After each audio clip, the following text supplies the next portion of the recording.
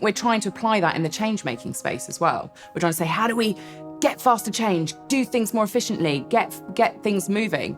And there's almost something that we might need to stop and almost pause. Anna, thanks so much for joining us today. Pleasure. Let's cut straight to the chase. What is systems change and how can we apply it to the circular economy?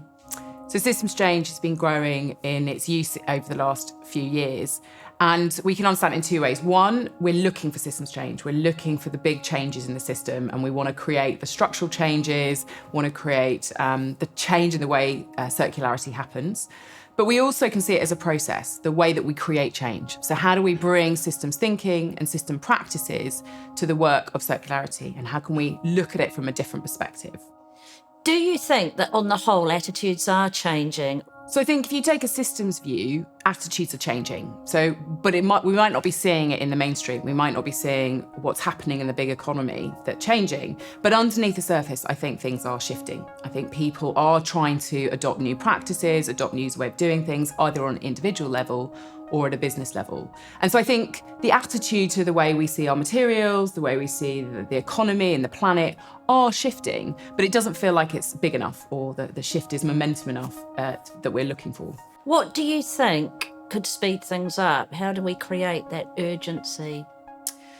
I've got a bit of a problem with the concept of urgency even. And I think we're looking for the speed and that's part of the problem of our economy, that we're consuming, we're trying to get faster and get more. And I think we're trying to apply that in the change-making space as well. We're trying to say, how do we get faster change, do things more efficiently, get things moving?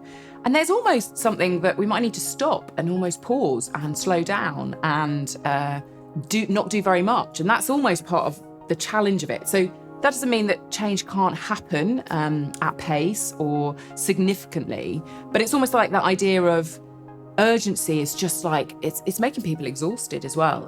What do you think is possibly the biggest economic influence creating change at the moment? Or what could create change? Yeah, and we have to change our relationship with the economy, how we see the economy.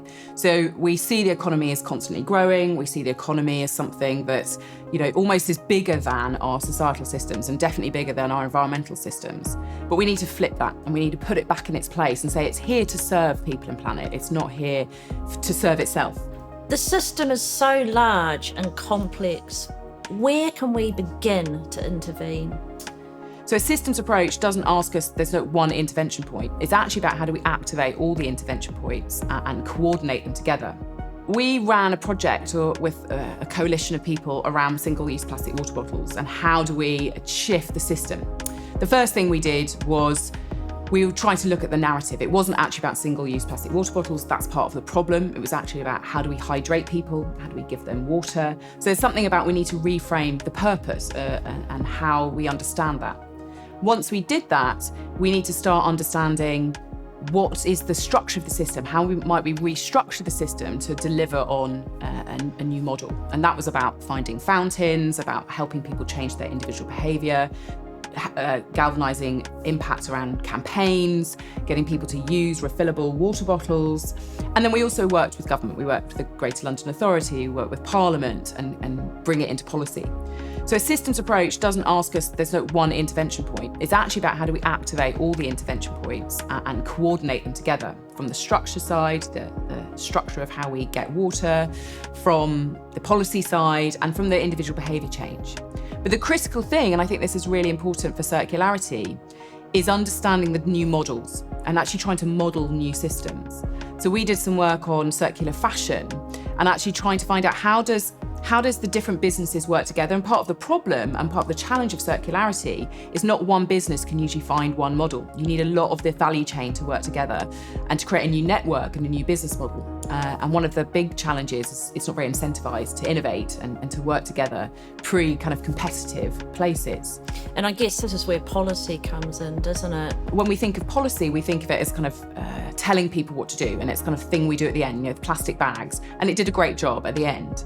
But actually what we need more of is creating the conditions for innovation. So it's almost policy that supports the process of innovation is actually what's needed. The system appears to be a bit stuck. So what would you say is the role of imagination and innovation we need imagination. We need to imagine what the new system can look like. We do a lot of futures work as part of systems, sort of the system capacity, to getting people to imagine different scenarios, different pathways.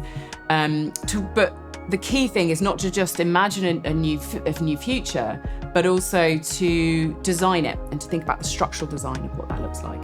And then when we can understand how, especially in an economy sense, we need to look at how the different parts might operate and work together and imagine that, then we can start to find innovations and where people can intervene and connect to that.